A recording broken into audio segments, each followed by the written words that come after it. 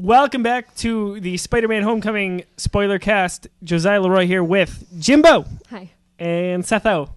Oh. Hey. And we are going to wrap up. We've got a little bit of content to go. Overall, with the tone of the film, this being very lighthearted for the most part, had that fun high school vibe to it like was promised. However, it felt more than anything truly like a Marvel Cinematic Universe film. What did you guys think in contrast to past Spider-Man films and past MCU films? Oh, I'm not going first. Seth has more to say. Sure. I would say that, it had, like you said, a charming lightheartedness to it that I feel could have been a detriment in the end if it relied too much on that. But for me, it was really refreshing to see Spider-Man in that light, because a lot of the Spider-Man movies have been heavier, which is not totally inappropriate, because a lot of the Spider-Man comics dealt with Peter Parker dealing with serious issues. There tends to be a lot of tragedy in Peter Parker's life. But this movie, as part of its successful endeavor to, stay true to the character while setting itself apart from previous movies, was a lot more fun. But the third act is what really cemented this movie, cemented its greatness for me, because that is when, because if it would have been just a fun time all throughout, it wouldn't have had a lot of weight. But the third act introduced that weight, and it introduced tension.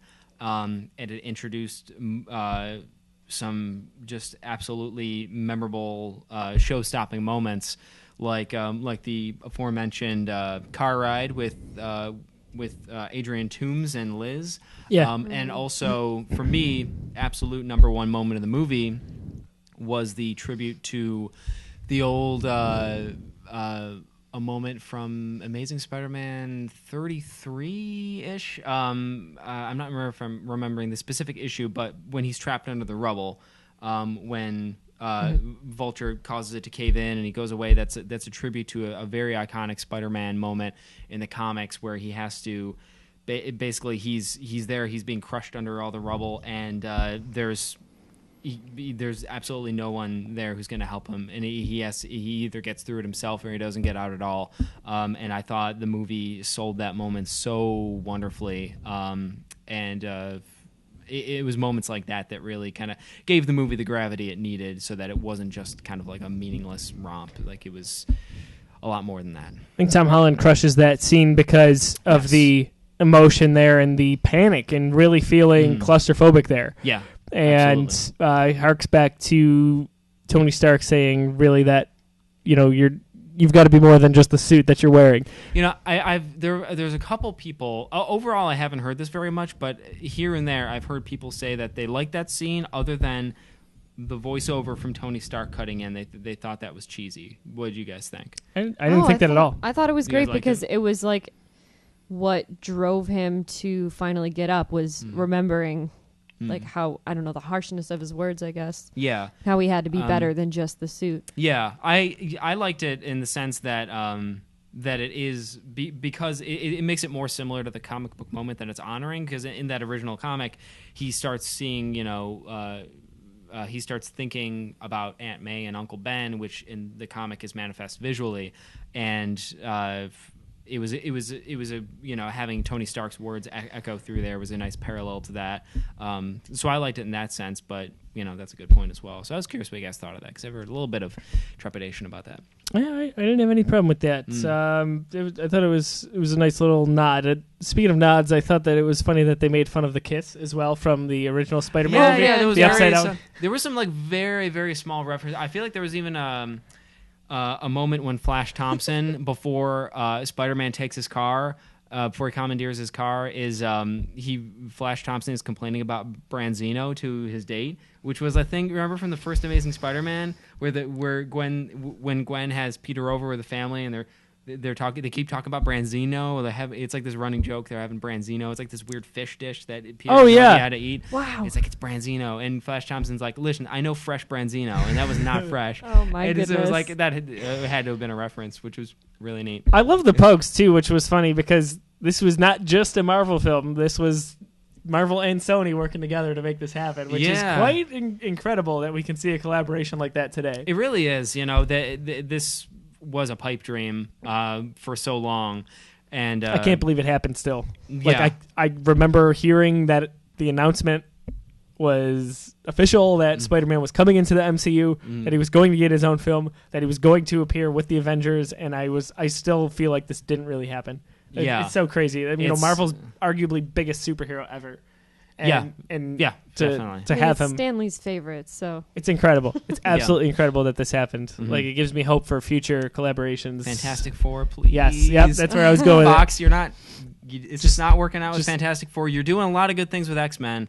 Fantastic Four is just not working out for you. Please just give it collab. Look what it did for Sony. I mean, see, that's the thing. I feel like it's doing so well box office wise. This is groundbreaking. And Sony gets those profits, if I'm not mistaken. So I feel like they're Fantastic Four, the last one bombed. So that's one I'm really hoping for. They strike a deal. I'd be fine if they rebooted that tomorrow. If it meant that they were going to work with Marvel and Disney. Yes. X-Men. I think that X-Men. That's okay. I think Fox has a lot of good things going with X-Men. They've been treating that very well over the past 20 years or so. But that's been fine. I think Fantastic Four. They can't get it quite right. Gotta get it over there. Yeah. There was another thing that I kind of mentioned to Jamie that I liked. The intro to the movie. I don't know if you know this, but subtly they had a Sony introduction where they showed Sony's logo, quick introduction, and then they flashed to Marvel's logo and typical intro, but with the Spider-Man theme song. That's right. Oh, the 60s that was so theme cool. song. And it was updated to match the current MCU theme music that they incorporate. So even like Doctor Strange has its own theme song, still in the flavor of the MCU. Yeah. Guardians on the Volume 2 soundtrack, the one that closes it out, the rap with, oh my gosh, what am I blanking? I can't help you. German guy, Baywatch. Oh, David Hasselhoff. Yes. Dang it. So Hasselhoff. He's not German, but the Germans love him. You know what I mean? That's the thing. Dodgeball. So even that had its own spin on it. And they did that with Spider-Man, and that's when I kind of felt like, okay, maybe this is really happening, that they've collaborated on this. But I like that they each got their own spotlight. So it was that's great. Yeah, I really like the way the Marvel company intro is becoming more, you could say, self-indulgent, but it really is like a celebration of just like this huge history that they've built up. I love it. I think it's fantastic. And speaking of music, this movie, another problem with MCU is a lot of the music tends to be pretty forgettable, which is another thing that DC movies have consistently done better, is have more standout music, have signature theme songs for superheroes, which is like a lost art that used to be such with like Superman and Batman, and with the Tobey Maguire Spider-Man movies. They had great signature theme songs. You're talking about original music, original score, okay. Not soundtracks. Sure. Yeah, and that's something that this movie had definitely a better than average score compared to a lot of the MCU stuff. You had a Vulture theme, you had a Spider-Man theme, and it wasn't like the best, but but it was really good, and it was better than a lot of the other MCU movies where the score you don't even really remember it after. It's kind of filler. And so. I can get behind that a little bit. I like. If we're talking soundtracks in general, I must have listened to the Guardians one 1,000 times. Oh, yes. Awesome. If we're talking soundtracks, then this movie had a fantastic soundtrack. Because Blitzkrieg Bop was on it. Blitzkrieg Bop was on it. It was in the credits. It used one of my favorite 80s songs, a song that really doesn't get used very much, when Peter arrives at the homecoming dance, and Space Age Love Song by Flock of Seagulls is playing, which is like a hit for them in the day, but it's not really used as often. Usually, Flock of Seagulls, and it's always Iran, the song. Every time. But Space Age Love Song, I was so psyched for that one. And also when he's getting ready for the dance, the Sooner or Later, which I don't remember who does it, but that's another good 80s hit that they included. But I'm glad they included that Seagull song, though. Me too. Great soundtrack. So going through the cast here, I know we've touched on a lot of it. Ironically, when you Google Spider-Man Homecoming cast, Zendaya comes up first. Come on, Google, get your crap together. Yeah. That's no, just no. She's not the title She character. should be like 6th or 7th. But anyway, She has a following though. Apparently, I hadn't heard of She her does before have a this, following. but yeah, everyone was like Zendaya, and I'm like, I don't know. Is that a singer? Yeah. Like, I don't know. I But she think she is a singer. Is she? she must be in the same vein as like Demi Lovato and all that back Yeah. from our Yeah. generation, if you will. It's only a few years removed, but Tom Yeah, Holland but as things change Spider-Man. fast, man. Like Yeah. we all agree. We talked about it a little bit that he was fantastic. I don't know. Like there's so much I love about Andrew Garfield. And, because Andrew Garfield brought the wit and sarcasm to Spider-Man when Tobey Maguire's didn't really have it. And also Andrew Garfield is an incredible actor who really pulled it out for those dramatic moments. And then Tobey Maguire was more of this kind of earnest Spider-Man that didn't have a lot of those quips or a lot of that humor, but he was very empathetic, and there was a lot of his rendition that rang true of the early Steve Ditko comics when he was more earnest, more endearing. But I mean, I don't know if you can put anybody above Tom Holland. He's just like the whole package. He's definitive for me. He's just perfect. I feel that as Spider-Man actors go, we've only improved every time. So Tobey Maguire was good. I did enjoy him. I thought he was really good. But I liked Andrew Garfield better, I think. And I'm in the minority. I actually like Maguire better. did you? I I don't do know. As well, I but really. it's just so different. It's hard to compare them because they are very different I actors. Maybe it's just because I like the original trilogy better than the Amazing. They're the first ones you saw movies. too. You know, you grew up with them and all that. Yeah, I It has a guess. special Sure. feel to Yeah, it. But You like the Amazing movies better than the Raimi ones? No, I like the trilogy better than the okay. Amazing ones. Oh, okay. And I also like I agree. Maguire better than Garfield. But Okay. But I gotta I agree. say, Holland is the best. he's it. Like he's what Yeah. you would Yeah. picture in, whether that's right or wrong, in preconceived notions in your head when you're reading a comic. I think that's what comes to life is Tom Holland. That's my opinion. I think he's the guy. He's a little bit vulnerable, but he's usually upbeat, doesn't maybe take everything seriously, Yeah, but he's 'cause he's star-studded. 15. He wants to be a part of the Avengers. That's the thing. He's young, and that's what it was supposed to be. What I gotta say is, I was surprised to find out I'm in the minority of this one because I didn't know.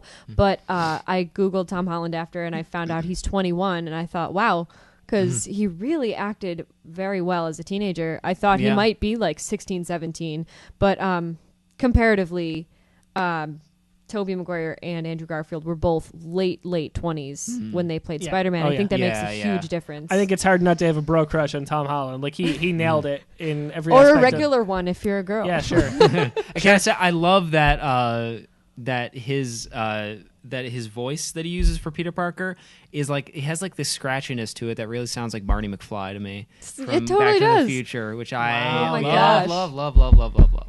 He would have been a good Spider-Man back in the day. Yes, he would have. Oh my yeah. gosh. Ah. Michael J. Fox. Imagine See, that. yeah, I feel like Tom Holland is kind of channeling that a Yeah. little bit. That may have been intentional. The vulnerability, the cool yet nerdy style, Yeah, wrapped yeah. into one, Absolutely. and suave, I think is a good way to put it. Mhm. Robert Downey Jr. is Iron Man, good as always, but different from what we've seen. I know we touched on that He's earlier. learning from his previous lessons of constantly making mistakes that get people killed, which is the recurring thing with Tony Stark in this movie. He's taking more responsibility. I feel like he's more of a senior role now. And he, that when he says when he's scolding Peter and he says like, "Oh, I sound like my dad right now," and it really he says that, but it really rings true, and it really put that together for me. But he's taking responsibility, like you said, and he said, "What if you had died? That would have been on me." So he really, I really loved cares. it, and I loved his conviction. Didn't think twice about taking the suit away or doing this. He goes, "Okay, you're done." Just I love that. There's no questions asked. That was it. And it was so powerful. It was so funny. Even the Aunt May quips earlier in the film. Yeah.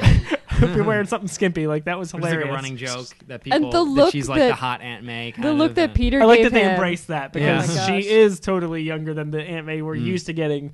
And But I like the kind of look, the kind of like frumpy look they introduced. Yeah, they for gave her the with, like, glasses and the and- high waisted pants, kind of. Yeah. yeah, cool. it was a little bit interesting. Like they tried to make her older than she It's like a- appeared. Yeah. Mm-hmm. And Marissa Tomei is older than you think. She's in her 50s, I believe. Yeah, yeah. Which is But she incredible. Just, What? is gorgeous. Did you see? I saw online a picture like from some future Spider-Man movie of a young Aunt May and Uncle Ben, and it's the picture from Seinfeld at George with Marissa Tomei. Oh man, Marissa Tomei! I love that episode. That is one of the best Costanza stories. Him making out with the pillow on the couch is hilarious. Yeah. Oh my gosh. But I liked her as Aunt May, and I know other people had some kind of mixed reactions, including I think that may have Pete, been what Pete was referring to. Yeah. with chemistry, and I didn't feel that. I felt like that she was the definitive guardian. I felt like they had the chemistry. I feel like they really meshed well, being both younger roles than we're typically used to seeing in the past 5 Spider-Man films. Yeah. I don't know. I had no problem with that. I liked her in that role. What did you guys think of her and her dynamic with Tom? I thought they did really well together. The way he was constantly calling her May instead of Aunt May. I don't know. It just seemed like they had such a The subtleties, familiarity like about him leaning on her like a mom and leaning on her in the sense he's only saying "love you, May" when he leaves. Like, yeah.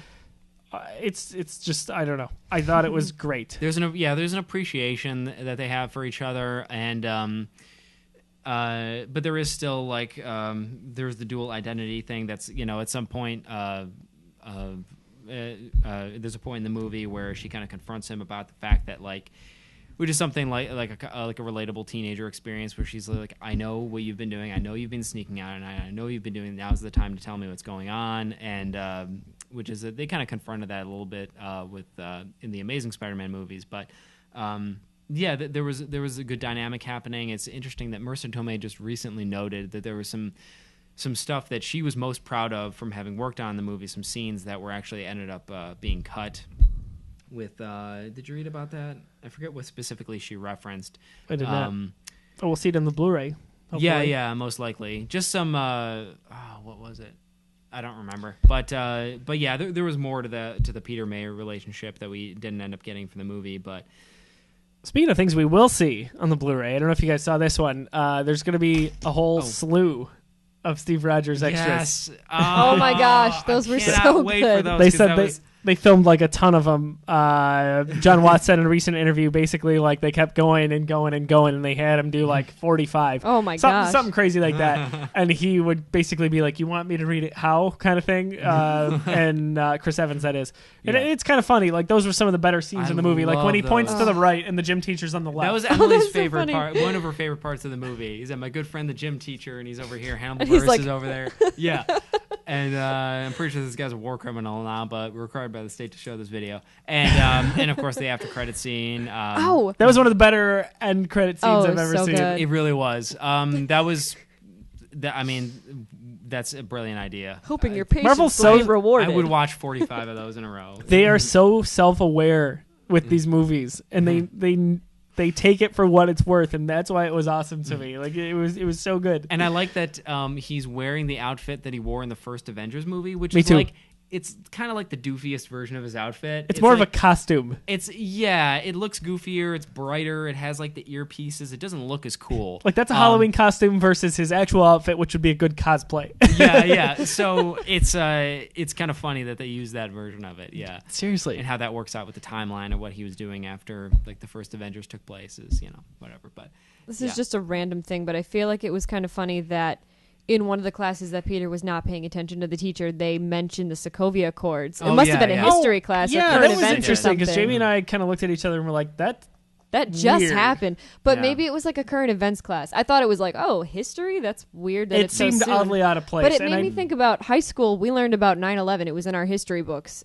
And, I mean, I was alive for that. So Yeah, but at the same time, when 9/11 happened, you would have been 8. Yeah.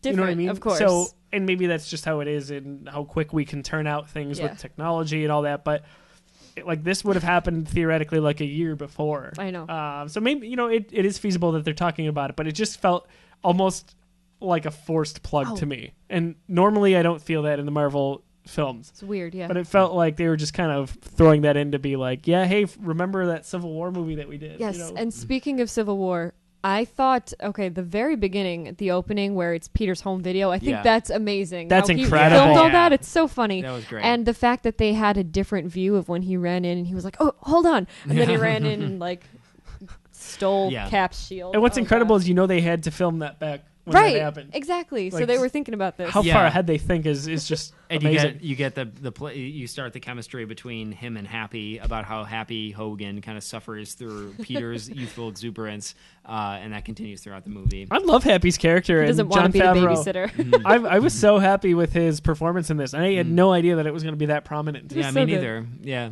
I love it it. was and good to see. Happy's always kind of looking for that extra role, whether it's security in Iron Man 3 with the badges or, kind of. And he still had the ring. Yeah. Yeah. Oh, Yeah. man. And I love the dynamic between him and Tony Stark and how they really are best buds. Like, that was great. Gwyneth Paltrow, we heard probably about 2-3 weeks ago that she was going to be in the movie. I like that appearance because, hey, that was means great. they're back together, Yeah, right? that's right. Like, Yeah, we were unsure about that Iron in Man, Civil War. Yeah, like they had taken a break or something had happened, a split, and it's really good to see because I love them together. So another facet of him growing as a character, Tony Stark, that is. Yeah. We love Michael Keaton as Vulture. Yeah. Ken talked about how intense he was. Donald Glover in a smaller. Yeah, that's the I just think introduction that of his Tony- character. Or Google lists Tony Revolori, who plays Flash Thompson. They list him as Manuel. Yeah. Okay, Yeah. I guess that was an old placeholder or something. Little bit Yeah, he's Flash interesting. Thompson. Maybe Yeah. his name really was Manuel because Flash is not a common first name. Oh yeah, I don't know what. It could be his name in the movie. No, they call him Flash Thompson. Like he Yeah. is Flash Thompson, but he's a kind of a different. Normally, Flash Thompson is a stereotypical jock bully who beats up Peter Parker and everything. But he's more of a white collar rich kid bully, which is more authentic with the current generation. So that was cool. Little change up of Flash Thompson. Donald Glover was really really good. He played the role of like this kind of just like low life guy really well. He just felt It was gray area It was a there. small role, but it just felt so real. And also worth noting that he played Aaron Davis, who in the Ultimate Comics is the Prowler and also the uncle of Miles Morales, who is in Ultimate Spider-Man. He said, I got a nephew that I lives have a in this nephew who lives neighborhood. around here, so that's been addressed. That's Miles Morales exists in the MCU. Wow. And we'll probably see him someday, maybe a few movies down the line. I mean, that's a nice little tie-in. Donald Glover's obviously been very active lately, and I love when the Disney characters kind of cross over like that. So we've been seeing more and more of that lately. I think the best part about Donald Glover's performance was the ice cream in the trunk. Hand is stuck to the trunk. He's like, "Come on, I got ice cream in here." Like that was just damn funny. It's too good. Laura Harrier. Yep. Was Alien. I loved her character. She was good. Yeah, she was really good. I loved her as a love interest too. I thought that was really well done. And the fact that it didn't work out was kind they of refreshing. closed it off. Honestly. She was like the cool senior. I feel like there wasn't like a deep chemistry between her and Peter Parker, but I also don't feel like there was meant to. She was just the girl that he. It was supposed to that be he awkward. looked at. It's a first high school crush kind of thing. Yeah, it's kind of nice that it it's didn't something work that's out. meant to just kind of come and go, and they did that very well. And but they shared some amazing scenes, like the scene where he asked her out and everything. Tom Holland made you feel like you were there, like you were asking her out, Yeah. right? Like, Yeah. like you're kind of choking there, you're sweating, it's intense. Oh, we have a caller to the show. Caller online. Caller, here You we wanna go. take that call? Yep. Lauren, you're on with the Geekiverse on the Spider-Man Homecoming Spoilercast. Lauren Leroy from Buffalo, New York. Hello. Hi, I have a question for you guys. Yeah. What's up, Lauren Leroy? How did you like Spider-Man? Okay. You haven't been listening to the live show. That's ridiculous. We Yeah, we loved him, it. is the answer. It was good. It was wonderful. Yeah. Take her off the line. Next caller, please. What's up? I'm. Coming home. Oh, Okay. You know what I should have said? You mean to the I said- studio? Homecoming. I should have said, "Hi, Lauren. This I'm is a listening." homecoming. Frasier. You know that show that's better than Seinfeld? No. See, no one knows that You mean reference. nothing at all? Right. Wait, is this the spoiler cast? Yes. Yes. Okay, so how do you feel about Spider-Man failing as a superhero for half the movie? I love it. It's very Peter Parker. It's It's very growth. Spider-Man. It's growth. It's He's a kid, I Lauren. think it was nice to see him Spider-Man not be is best perfect when right he off the screws bat. up and learns. That's wonderful. It was nice to see him not be perfect right off the bat Yeah. and learn as he goes. That was a big complaint I had with the other two iterations of Spider-Man, that he becomes Spider-Man and then he's just good at it right away. Like this Tom Holland Spider-Man has been Spider-Man for a while now. or a good amount of time, and he's still learning. Loved it. Absolutely loved it, because it gave a little bit of a human quality to these superheroes that we feel are invincible all the time. That's a good question. Anything else? Thanks. No. Thanks for your question, About Colin. him calling his Aunt May just May. We loved it. We just talked about that, actually. Oh yeah, I mentioned that. We Wow. love the relationship Same page. between Marissa Tomei and Tom Holland. It was great. George Costanza would like it too. Anything else? No. All right, we'll see you in a bit. Thanks Okay, for bye. calling. Thanks, caller. Have a good day and good mental health. She Lauren Leroy. Oh, she stop also called into Walking Carpet once. She goes, "Am I on the air?" How is she calling in to non-call-in shows? It's I think she amazing. always calls in to the I think- live shows. I she's can't prove it, listening guys, to. but I think she's got a tracker on me somewhere. Probably there's in your that. suit. Last thing we Yeah, a couple minutes. probably want to mention for this, Zendaya, whatever Yeah. you may say as Michelle or MJ, liked her character. She was kind of She was funny and quirky. It was funny that she said she wanted to get some light protesting in. Giving Yeah. Oh my the God. middle finger to Peter at one point was kind of funny. She Yeah. was all about Uh, everything current. She knew everything that was going on, Asking- especially with the Washington Monument. They were like, "Oh, don't you want to see it?" And she was like, "Oh, I don't really want to look or celebrate something that was built by slaves." like and the she teacher is didn't the even typical know. Debbie Downer. They- Oh, so that was funny. great. I love a little bit of those moments where the humor felt not quite as held back. Joking about about that kind of a thing. That's really good. That's really refreshing. When she mentioned in detention, how like you don't even have detention. She's like, I like drawing people in a time of crisis, something like that. And then she drew Peter later on, and she was like Yeah. showing him the sad face. And like smiling, like Oh, she's a man. sick person. And then like at the end of the movie when she's like, "Do you have something to hide?" She's like, "I don't care, get out of here." And Peter's trying to leave. Like I thought that was You thought it was real for a second, and then she's like, "I'm just kidding. I don't care." yeah. I like that character. I've seen a lot of articles like her actually too. that have not had such a warm reaction to her character. I thought she was endearing. I thought it was funny, and I don't She's need her great. to be Played really well. like the tried and true MJ, quote unquote, if you will, from the past Spider-Man comics and lore. So, like, I was fine with this being Kind of more similar to the Ultimate Comics MJ. who's I was fine with that. a little bit more of a rebel, yeah, a little bit more of a rocker chick, yeah. Yeah, it's total 180 from what we saw with Kirsten Dunst, and I'm fine with that. So it was okay, but I think we've probably covered. There was the two shockers. One of them was played by Bokeem Woodbine. I don't remember the name of the gentleman who plays the other shocker. Him and is it Logan Marshall Green? Yeah. So that was a very Stupid So, Logan. so technically, the movie had it had its collection of villains, but it was done in a way that was very organic, and also what is his name? Michael Mondo played Matt Gargan, the man who will become Scorpion, who's a major Spider-Man villain. And they're in the post-credit scene. They're starting to set that up a little bit of a small network of Spider-Man villains that will hopefully someday build up to the Sinister Six, something that the Sony was unsuccessfully in a forced way trying to do with an Amazing Spider-Man 2. But now it's starting to come together in a much more natural way that I really like. With Vulture and Matt Gargan seeing each other in prison, and he has a scorpion tattoo over here you can see in the movie. So How about we'll probably take one last break here, just with how we want to wrap things up. Going into the final segment, we'll talk about some of the decisions that some of the characters made in the film. We will touch on the John Hughes comparisons, and we'll wrap things up. So, for one more segment here, for Seth, for Jimbo, I'm Josiah. Keep it locked here to the Geekiverse. We will be right back. all right. I'm so happy that's on film.